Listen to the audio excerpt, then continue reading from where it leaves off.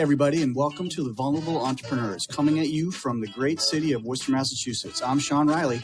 And I'm Kham Inthirath. And today, like always, we're having a no bullshit conversation about the entrepreneurial way of life.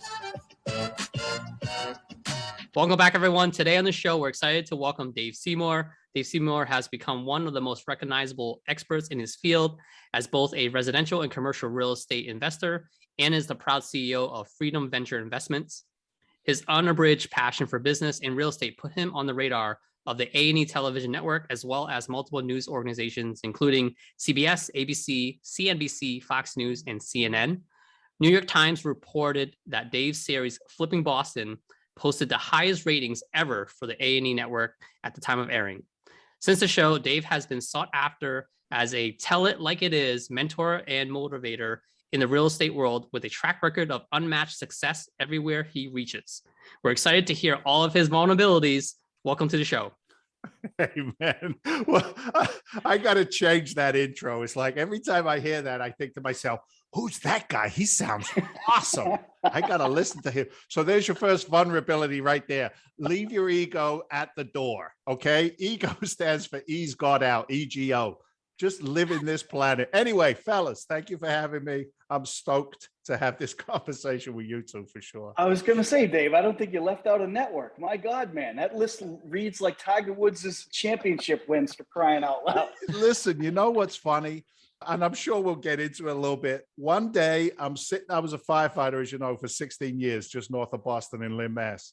So I'm sitting in the firehouse. Check this out for like an imagery, right? Sitting in the firehouse, BSing with the rest of the guys in the firehouse, working construction on my days off, watching these reality TV shows, watching these perceived. If we do the video as well as the audio, you'll see my parentheses, my little 2-finger thing they do there. But it's like, you know, the perception of an expert. And then next thing you know, I'm supposed to be the expert in a flash. I'm sitting there on, you know, Squawk Box with Joe Kiernan and Becky Quick. And I'm like, I'm looking around, wait for somebody to grab the hook and pull me off stage. But you know what it did is it showed me that not everything is as it is perceived to be, right? Right, exactly. That's a vulnerability in and of itself. Stepping into something, leaning into it and beginning to morph, because everybody goes through changes. But anyway, you can already see I'm off and running. You haven't even asked me a question. Well, you know, that fits great into what we want to talk about with you, Dave, because, you know, we talk to a lot of entrepreneurs and entrepreneurs ourselves, and we always talk about there's a lot of pressure to be successful, whatever your definition of success is. And there's also perception around you in your environment. And what we want to talk to you about today is, how does environment have an impact on you? And I don't just mean, okay, today I have a new laptop, so my environment is great, you know, or I have a new poster on the wall, way I'm happy. Yeah. It could be an emotional environment where you're in a room full of people that are stressed out, or your family's stressed out about something, or you have a relationship that's stressful. And how do you, as an entrepreneur or as a person, like you said, lean into that and continue going forward? I'll give you a great example. You talked about being a firefighter. Building is ablaze. You're the one going in while somebody like me is screaming, crying, running out, grabbing pictures and scrapbooks and all that. Yeah. So what gives you that distancing, maybe? Or how do you deal with that environment? Yeah, that's like a multifaceted, question. That's what I'm known for. Yeah. So let me unpack that a little bit, because that really is a great question, right? One of the things I learned in a lot of sales environments, and I'll use that as an environment to kind of begin to unpack that a little bit. You know, one of the things to bring a potential client along with me is to use what they call a Theickensian Method, right? And Dickens was famous for writing in past and future tense. And a lot of like that environmental piece and how I am comfortable or uncomfortable in any specific moment is purely based on two things: my learned habits, behaviors, and input from the past, my upbringing, my teachers, my parents, et cetera, et cetera. And then, who do I want to be? How do I see myself in 1 year, 3 year, 5 years? Like we all know around the goal setting and how important that is. So when you talk about environment, you know, I cannot be the same man that my father was.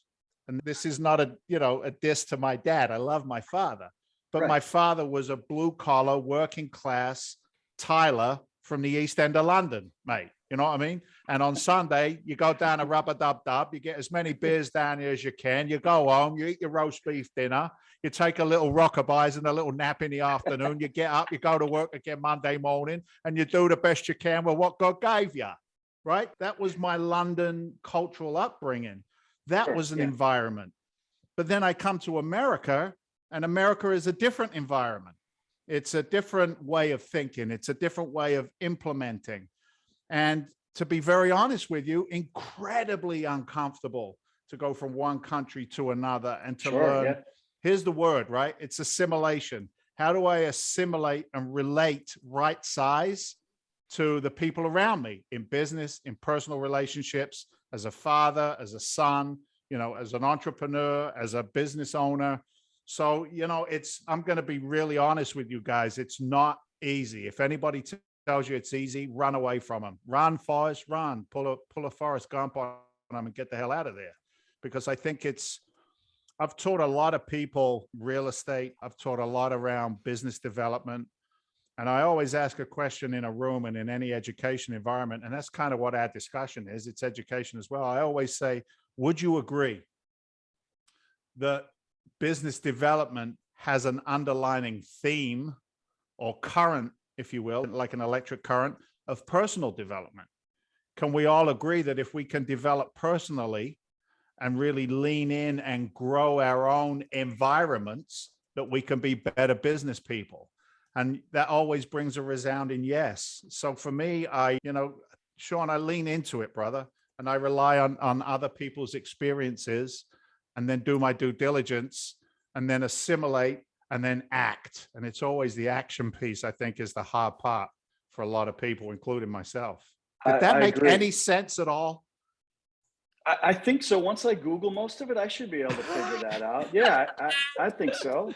Did you send him the questions ahead of time? Like, I feel like he's reading a script or something. No, man, I'm in the flow, Daddy-O. It's like, I love these kinds of conversations because let's be honest. I don't know about your backgrounds, but these kind of conversations weren't happening at my dinner table. We're not supposed to have them. We're men. Our solution is to hold it all in. And then 25, 50 years later, we either die of some disease that we could have prevented, or we end up blowing our head off. Not to be blunt, but you're supposed to hold it. We're all pressure cookers unless you let it out. Yeah. And as entrepreneurs, we're all on an island all by ourselves. Your company is your company. My company is my company.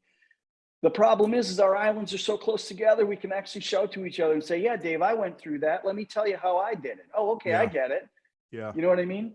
So the way you describe it, it's almost like you're leaning into the fact that environment is difficult. And you're almost welcoming it by saying, yeah, it's going to be hard. I need to understand and appreciate that. And like you say, just do it. You know what's interesting? Again, I'm going to relate back to education, for example. You're going to hear it everywhere you go for any kind of business development training, personal development training.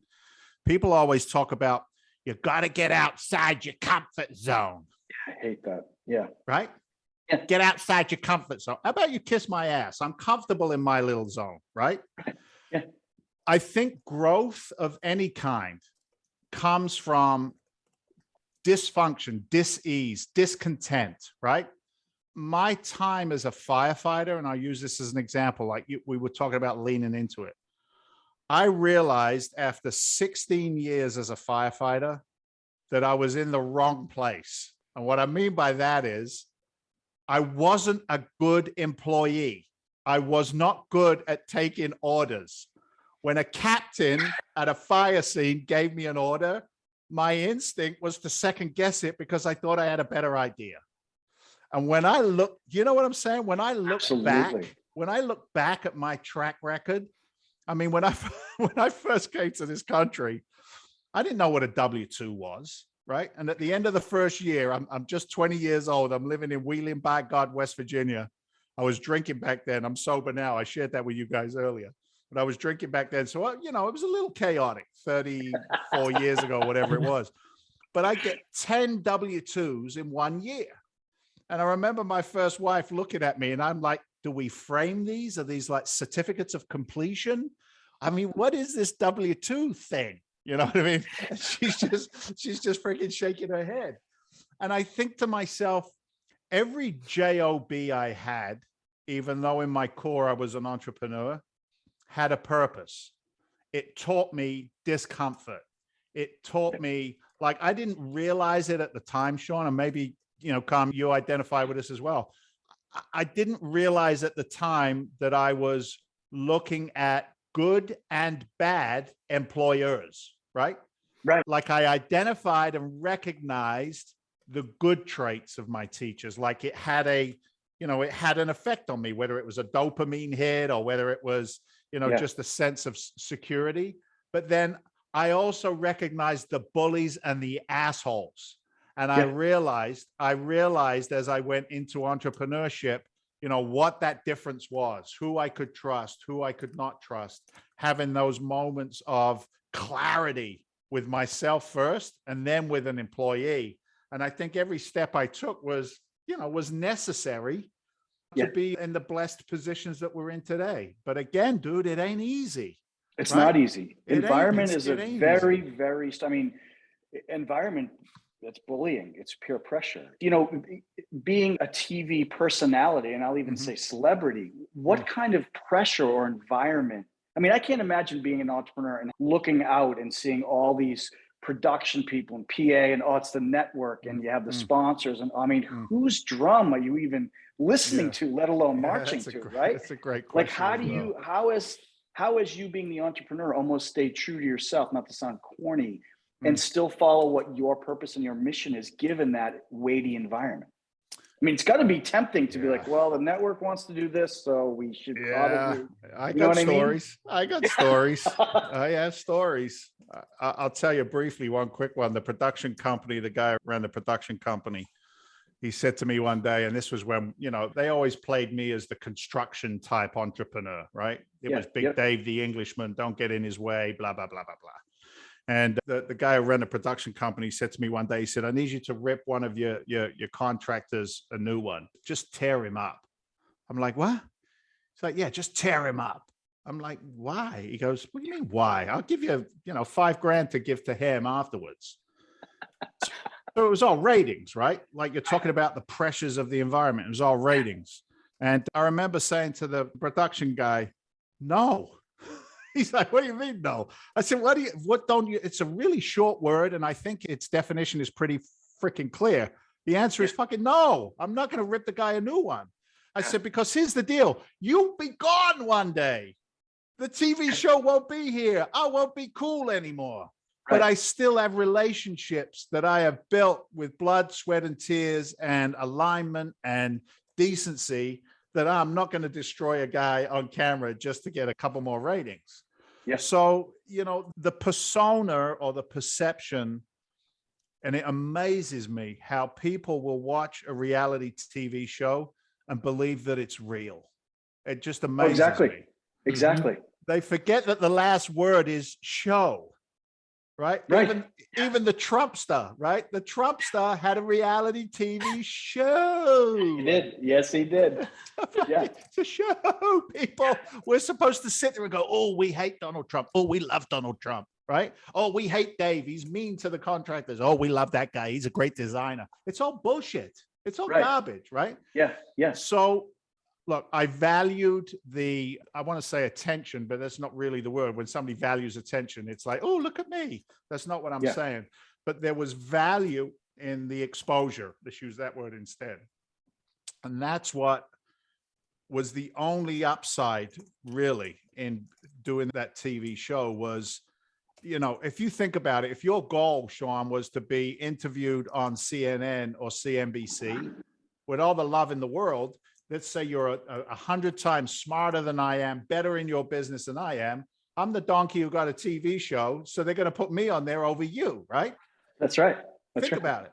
I'm the perceived expert. So, that environment of performing, I don't find it pressure-filled, to be very honest with you. We all have talents, and I believe they're God-given.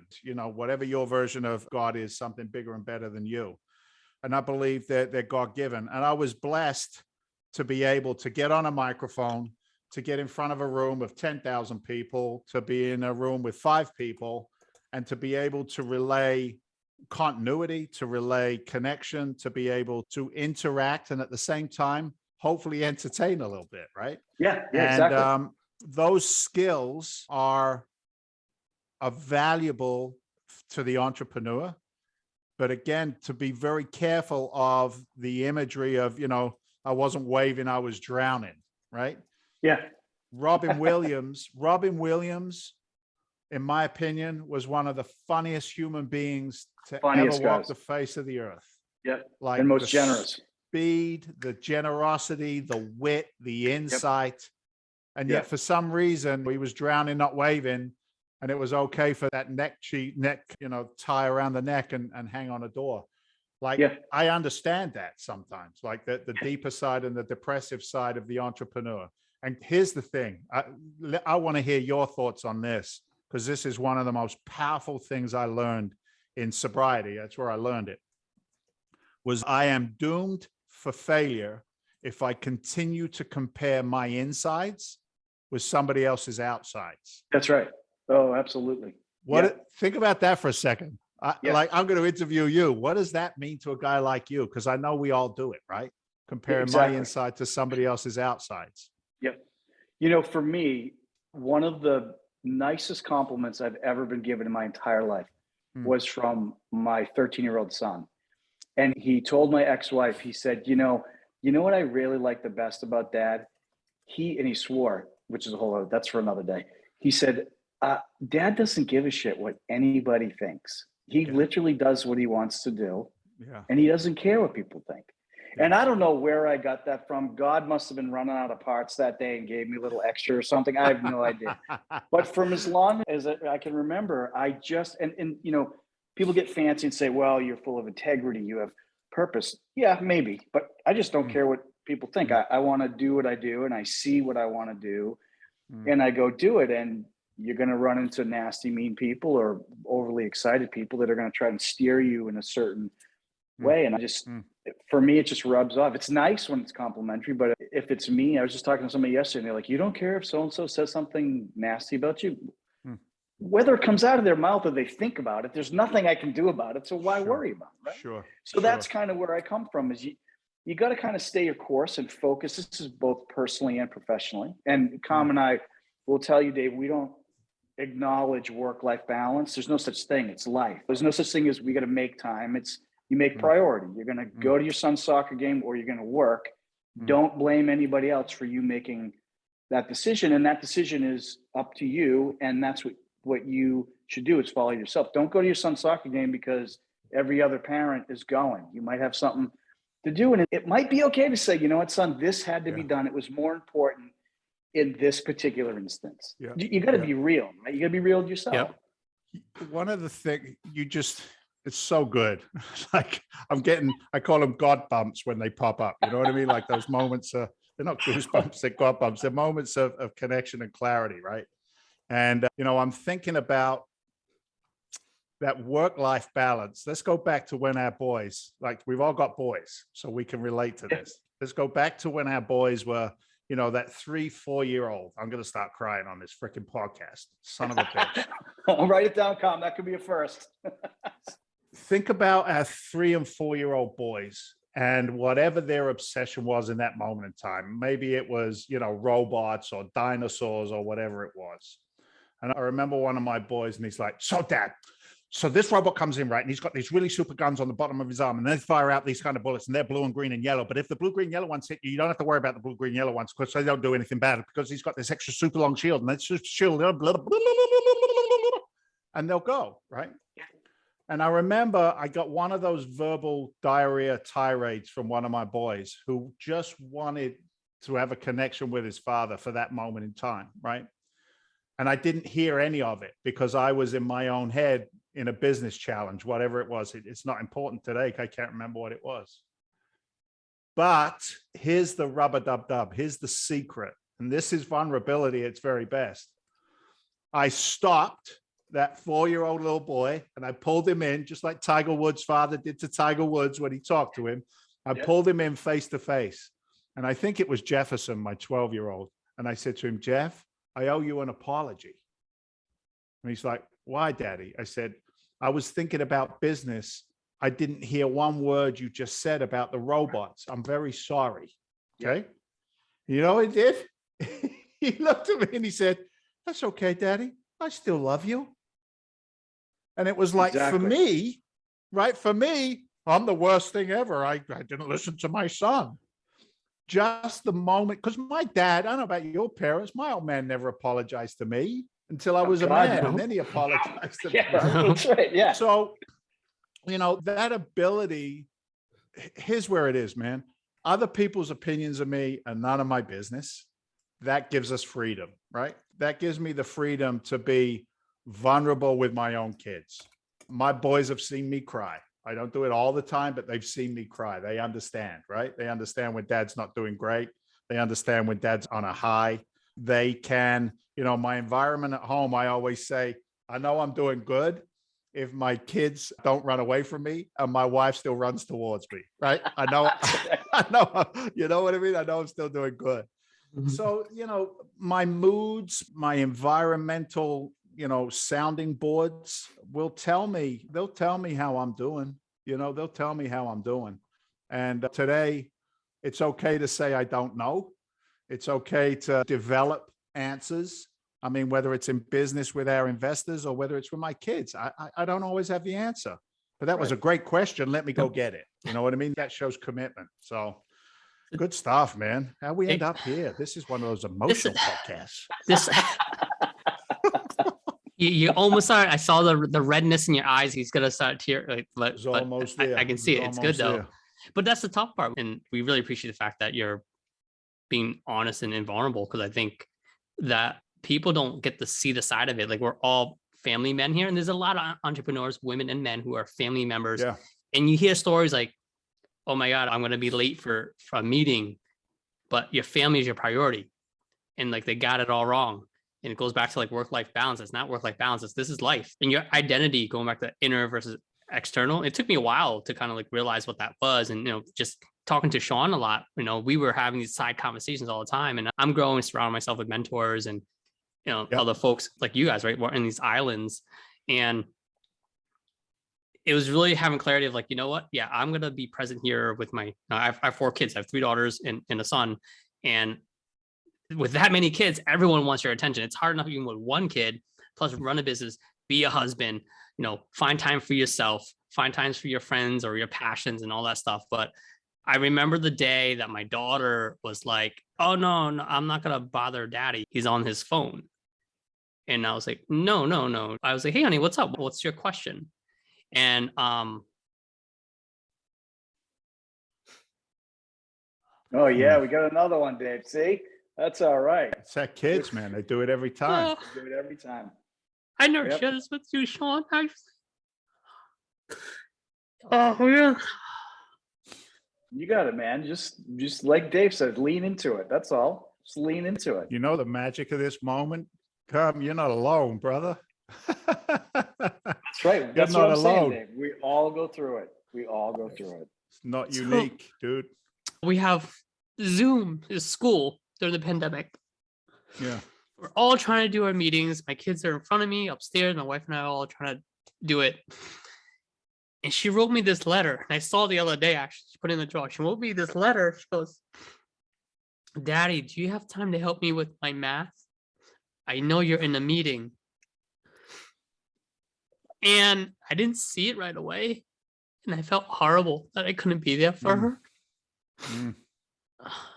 But that's what we're building here is time. We're building whatever we're trying to build, is empire, whatever we're trying to build here, so that we can create that time for our families and what's important, but dude, yeah. I just met you. I love you, brother. I just met you. I love you. Yeah. I get it. I get you. I understand that. But it's valid, because Kham's no different than you, Dave, or me, or anyone else that's trying to build. And the environmental pressure somehow is it, no, we're okay. We have to work 80 hours a week and my family or your family has to sacrifice. I will challenge anybody that your 80th hour of work is as productive as your second. The problem is we as men won't give ourselves permission to go talk to your daughter for 5 minutes. No, I got too much other stuff. And we have this environmentally induced fucked up priority list. The world or your company is not going to come to a screeching halt if you take a half an hour and spend time with anybody. Kham and I have talked about this before. One of the most freeing things I ever did when I ran my staffing company, I used to go to the gym in the middle of the day, Dave. At 12 o'clock, I'm like, I'm going to the gym. And I don't know if it's an hour, it might be 90 minutes. And the looks I used to get from people, even my family at times, like, how can you, like, you're busy, you're building this company. How do you go to the gym in the middle of the day? I go to the gym, it gives me energy. I'm actually in a better mood when I get back. I'm more open to it. I'm not going to be an asshole to my family at 7 o'clock at night because I still want to go to the gym. But we all know I'm not going to the gym at 7:30 at night, right? So it was a way not to just make myself better, but to make the environment, my staff, my family, myself, better in that moment. And it was freeing.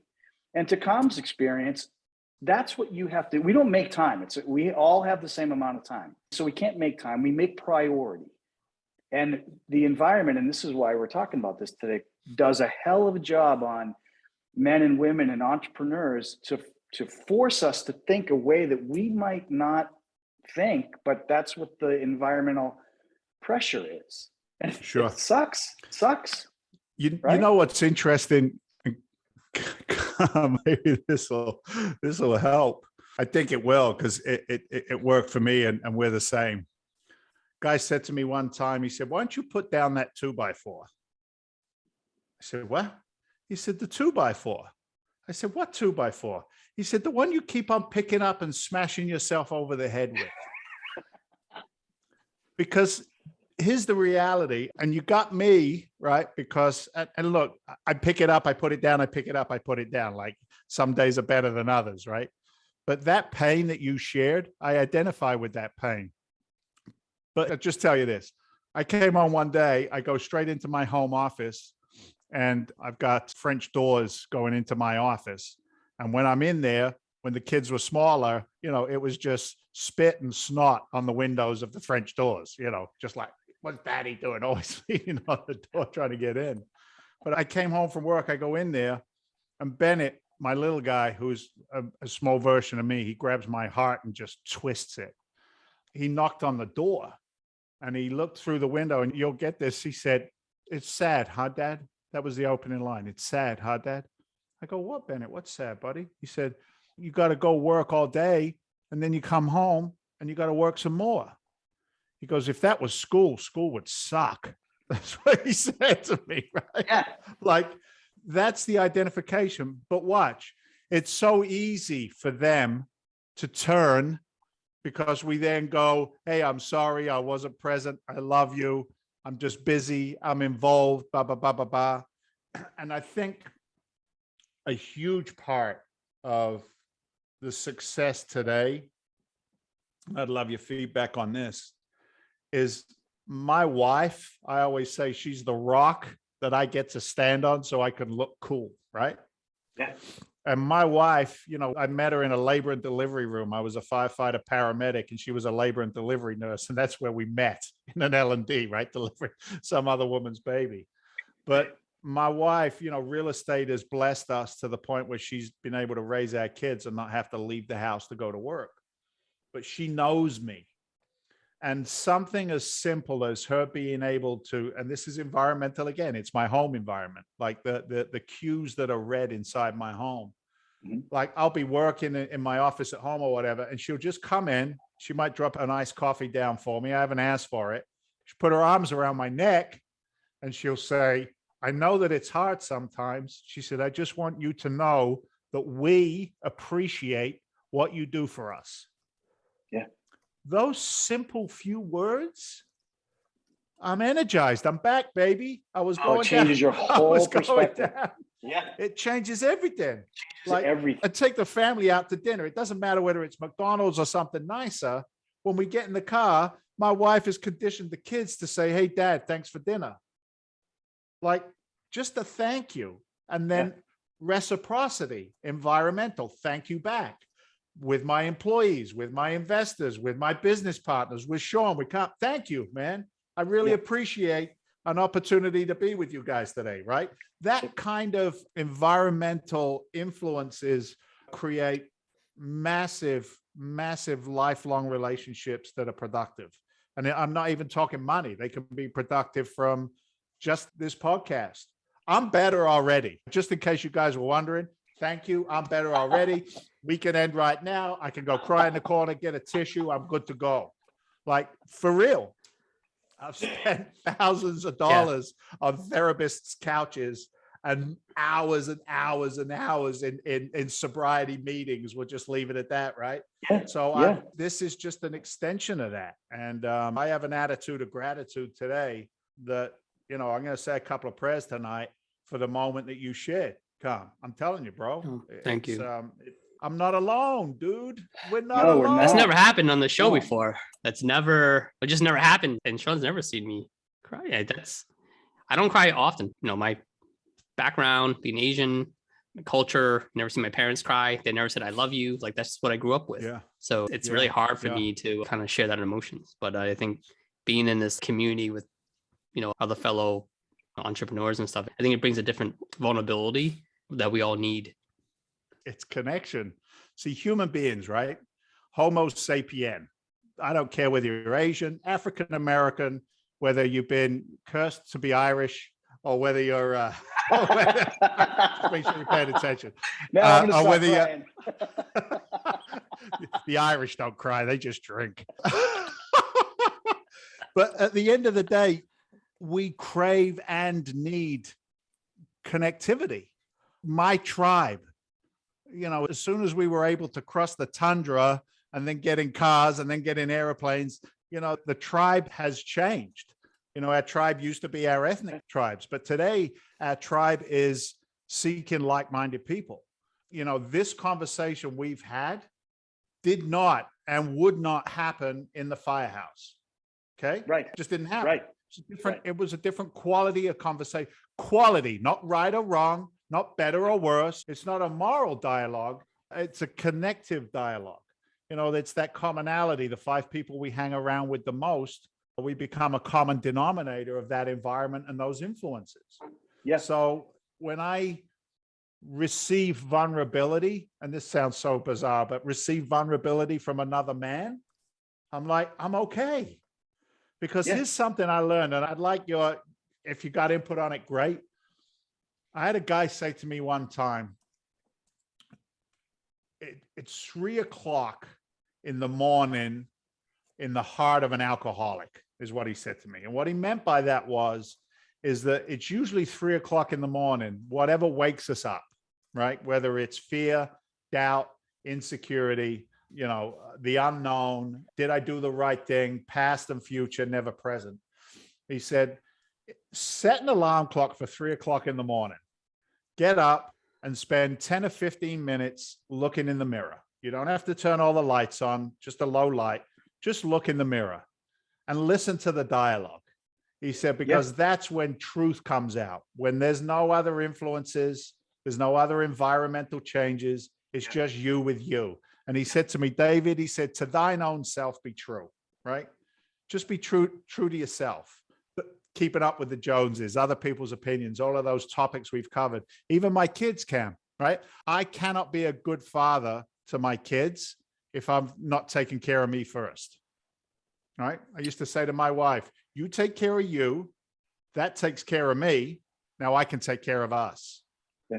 I'm not responsible for anybody else. My wife, right? Their feelings. Are you okay?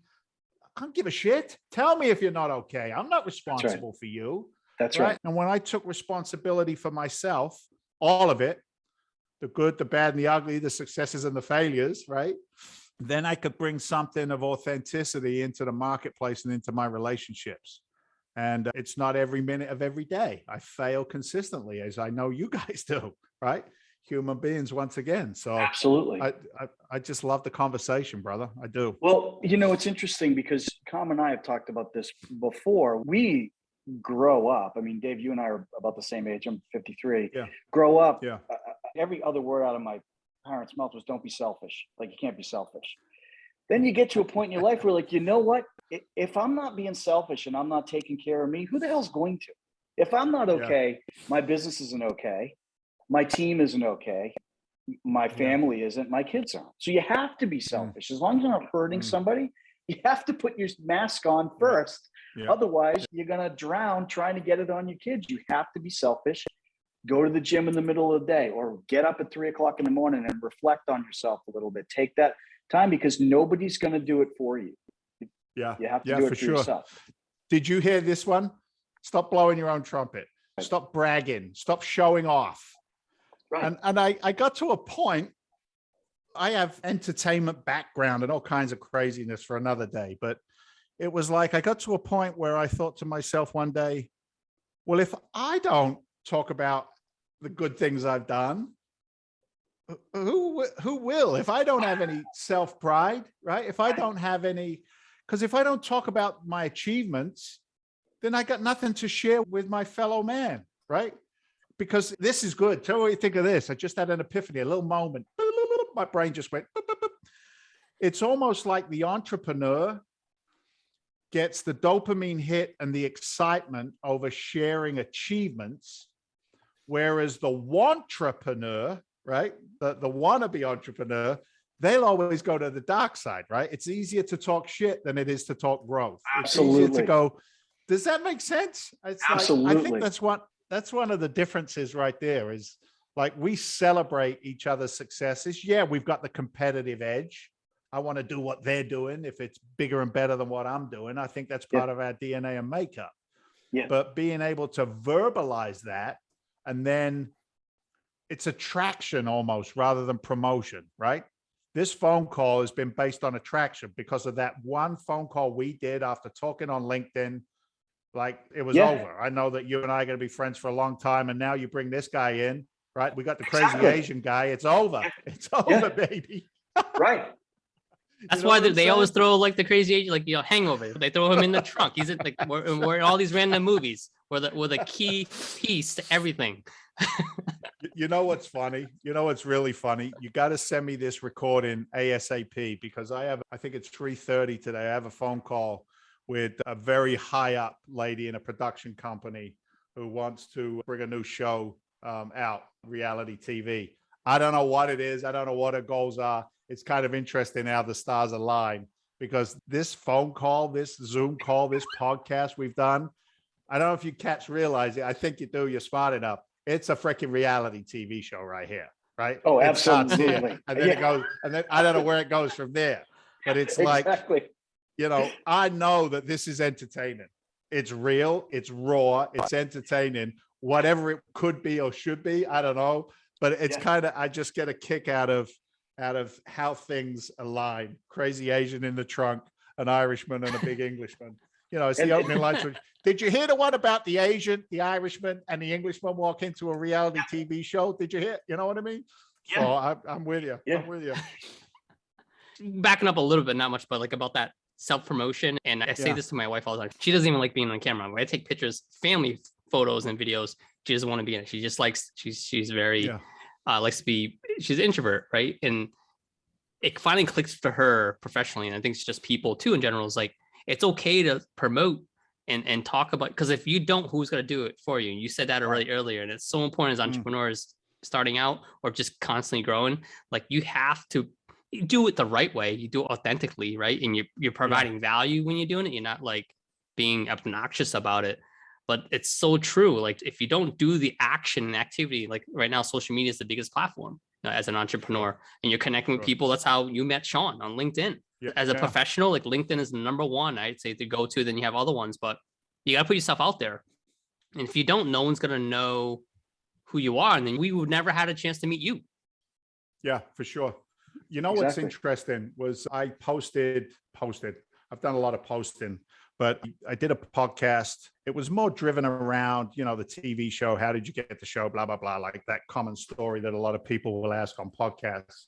But one of our investors, Sean, came in, and I don't get to talk to all of our investors. I try and touch gloves with them just to make sure there's a good feel for what they're trying to achieve and what we do in our business.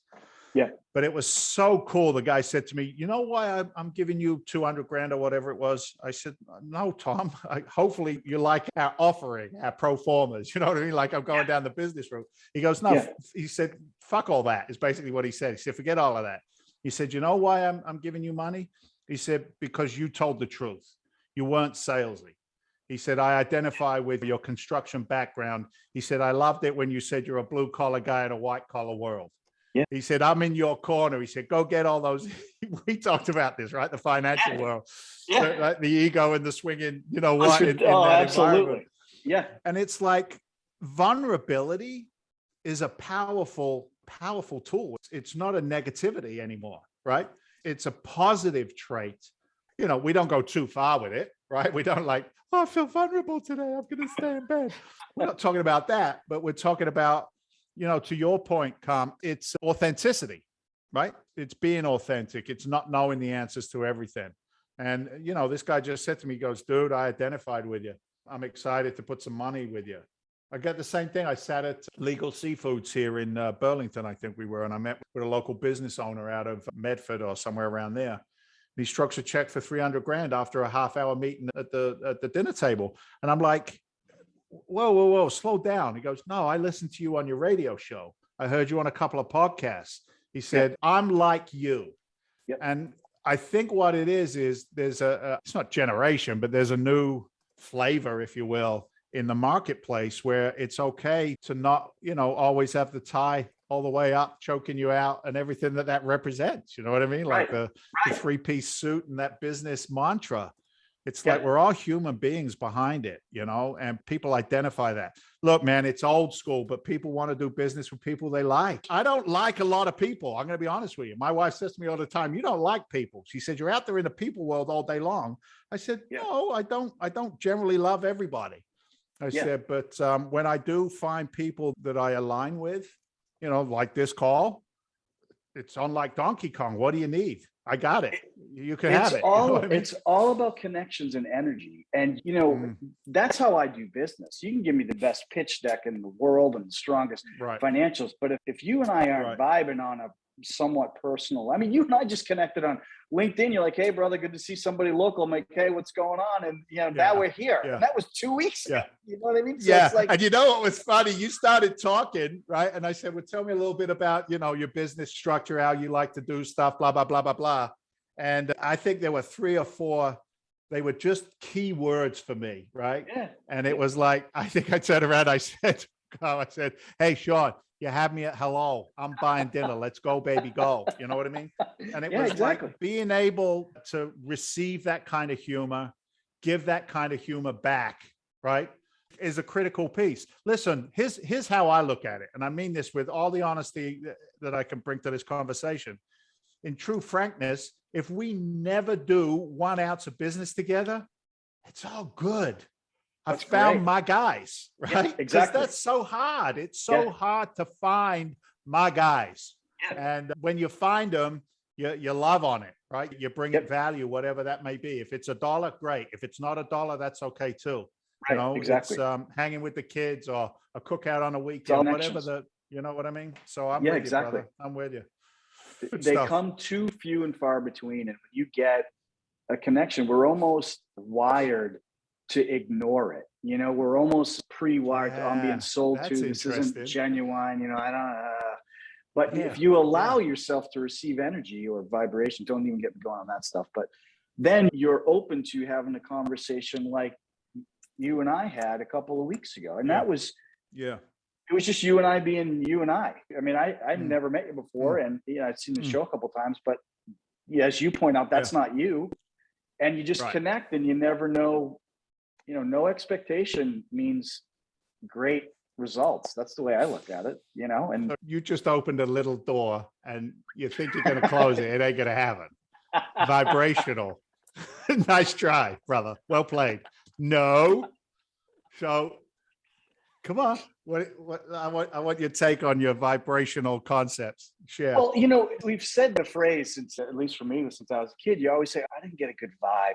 That was just weird. But we are all energy sources, and we vibrate a certain way. And when we are vibrating on the same level, that's how we mesh. You ever have a friend that the guys do this a lot, where you're in touch for a long period of time, and then all of a sudden, not only do you lose touch, but when you say, "Oh, I got to call Dave," and then you end up not doing it because it feels like it's friction. It's like a pain in the ass. Nothing ever happened. It wasn't like a fight or anything.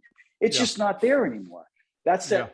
You've elevated your vibration, your energy, and that person hasn't. It's not right or wrong. It's not good or bad. Yeah. It's just in that particular vibration. Like you go through that in relationships. You'll have that, we call it ups and downs, but you go through periods in your marriage, I'm sure, where you just not, whatever it is, it just feels a little too hard. And in our culture, we're wired to kind of, okay, well, that's it. We got to give up. But no, it's just a change in energy where you just got to realign a little bit and get back to that vibe again. I'll give you a great example. I went with my girlfriend to St. Thomas, and there was one bar that was open late. Like, okay, well, I'm Irish, so that's the option. So we went into it, and the moment I walked in there, I'm like, ooh, this place, I'm not getting the warm and fuzzy about this place. They one night they were picking on the bartender. Everybody was loaded. There was a fight one night. We're at the Ritz-Carlton in St. Thomas. It's not like the Black Rose in downtown Boston. What are we doing, right? So I kept telling my girlfriend, I'm like, this is just every time I go in here, I just feel this weight on me. It's just this odd energy. And as soon as I left, I was happy as a clam. And we ended up we stopped going there because it was just this odd, bad taste. And that's what it is. It's that energy saying you're throwing off something that you're not receiving. That's why we'll do this in, I guess, another podcast we'll do down the road, but we'll talk about connections and how what got you and I connected on LinkedIn isn't anything related to salesmanship or, pitching one another. It was a connection that we felt as we connected. And then when we had a conversation, depending on who you ask, it got worse or got better, right? We grew from that. And that's how it starts. You know what's interesting, and I'm going to see if you can pick up on it. There's no right or wrong, but in your LinkedIn, I don't think it was even the bio. It's like when you put in your first couple of headings, fund manager, but then there were two words right after fund manager. That's what attracted me, first of all. And the two words were motivational speaker, I think is what it says on there. Or public speaker, something like that. Yeah. That says something about Sean before I even met him. Now, it can either say he's an egotistical asshole, right? And I might have got that on the phone call. Yeah. Or what it said is exactly where we are right now. My guys.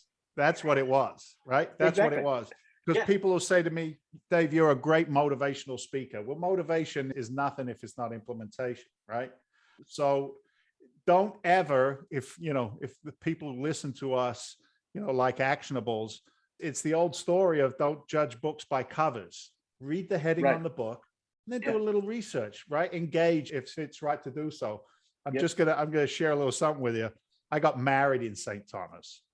Mary Beth and I got married in Red Hook in St. Thomas. Love Red Hook. I stayed at the Ritz-Carlton in St. Thomas on my 10-year wedding anniversary. Okay. So that's it right there, man. Exactly. That's it right there. That's interesting. That's the vibrations. That's the vibrations. So your girlfriend and you and I and my wife are going back to St. T. And I'll show you some bars where you won't get that nasty feeling. And don't worry about it. My wife loves to drink, so she can keep up with you guys, and you got a designated driver. How sweet is that? I love it. Sorry, Kham. Go ahead, man. Oh, I'm literally looking at vacations in St. Thomas, and we've been looking at the Ritz-Carlton. Yeah, do it. It's great. It's great. I was staying there, and I was lucky enough to get I think it was actually the presidential suite. And I'm not saying that for ego. I think I got it at a discount, or it was because I was on the show and they knew me. And I was doing a webinar from the presidential suite at the Ritz-Carlton in St. Thomas, right? And my wife didn't realize I was doing a webinar. And during the webinar, I was talking about how Mary Beth was my very first, what I called private investor, because she put my education and training, my seminar training as a real estate guy on her credit cards, because mine were all maxed out, right? So I always say she was my first private investor. Well, you got to picture it. The environment I'm sitting in, I'm doing this webinar to some wealth creation group on the computer. And right as I'm saying that line, she was my first private investor. She didn't know. She walks behind me on the camera. She walks behind me in a little bikini with a glass of red wine and a floppy hat. She walks behind me like this, right? She looks back like this. And I turn around to the camera without skipping a beat, Sean. I said, do you think she appreciated her investment? She's doing pretty good today. Exactly. St. T is our happy place. Red Hook. If you're going to go find somewhere over in Red Hook. Come on, it's really nice over there, bro. Thank you. Nice part of town. Not the rough parts that he was hanging out in with switchblades and stuff like that. Yeah, St. Thomas gets to be a hood after dark. It gets to be, Right. yeah, exactly. Good stuff. Good stuff. Can you believe it or not, gents? We're at the top of the hour. Wow. Blew by, That right? flew. That flew. That's how we do So it. you think should we invite him back, Sean? Like, is he worthy to come back? Oh, I definitely think we should have a, yeah. I mean, he said floppy hat and red wine, so we might have to do like a live shot from some island somewhere. I don't know. The vulnerable entrepreneur on the road. That's the show. That actually is a real conversation Sean and I has have. We are looking to take it on the road and like pop in at different places. I got a list of guys and girls. We could fill that thing in a heartbeat. Oh, fire Really up the good RV. Let's interviews. Go. I'm Get in. on 95, I'm in. and here we go. Here we go. South Carolina. All right. Do you have the private jet though? I'm not going JetBlue anymore. Those guys can't fly off. Apparently they just stopped flying. Oh well, not today. Okay, well, we'll go Whatever. Whoops. We'll go tomorrow. Whoops. I'd love for an opportunity to come back, fellas. Whatever it takes, man. Just a great conversation. Yeah, I definitely I think this one is called My Guys. That's the name of this show. My Guys. I mean, My guys. it was a great conversation. Yeah. We had some great connections. And speaking for myself, I learned a lot today. I learned a lot about Dave. And I got to be honest with you, we've been doing this is season 4, and I just learned the conversation today. So I've actually learned a lot of good tidbits. You know, I didn't realize. That's great. Good stuff. Good stuff. Awesome, fellas. I'm here. I can't wait to have lunch. When is it? Next week we're going? 13th. Well, I don't know. You keep picking these like fake dates. You're like Thursday the 11th. No, wait, I meant Wednesday the 12th. Oh, it's actually Wednesday. What are you, bad at math or something? What's going on? You know what that means? That means I need a personal assistant who knows what the hell she's doing. Honey. No, I think we're down for Wednesday, and I'm on your show Tuesday. Okay. Perfect. Yeah. Okay. It's in the calendar, so we got it covered. Thank God. Yeah. Awesome. All right, Dave, if people want to reach out to you, just to connect and stuff, what's the best way for them to get a hold of you? Yeah, I'm old school. I actually got a phone number, 781-922-4418. What's that? Oh man, that's gonna be actually a rotary. It's a rotary phone. Well, you're gonna wait for the 9 to come around. You could be there for a while, right? So you could call that number. You can get a hold of me that way. Just say that, you heard us on the Vulnerable Entrepreneur podcast. Google my name, GTS, Google that shit, Dave Seymour, Seymour, Freedom Venture Investments. You'll find us there. If you want to find us, you can find us. We're not hiding in a corner anywhere. I'll talk to anybody as long as everybody's bringing value to the table. You know what I mean? Likewise. Yeah, we'll have you on next time. I think we should all get a Lego set and start putting it together during the podcast, and we'll see who finishes first, because we're entrepreneurs. We're going to be competitive, and let's have at it. You don't stand a chance, either of you. I don't even think we were recording when we were talking about Lego, so people are probably like, what the fuck are they talking about? All the more reason to stay tuned, Kham. All the more reason to stay tuned. Yes. Awesome. Building that story and plot. Till next time. There you go. All right, gents. Thanks, man. Great episode. And until next time. Cheers. Take care. Thanks, Dave. Find us on Facebook and LinkedIn at The Vulnerable Entrepreneurs, Twitter and Instagram at the VE Podcast, the VE Vulnerable Entrepreneur Podcast. And join the conversation by visiting us on our website, thevepodcast.com, and email us at hello@thevepodcast.com. Thanks, everybody, for joining us today. That wraps it up. We understand that every minute of your day is valuable, and we appreciate you spending time with us today.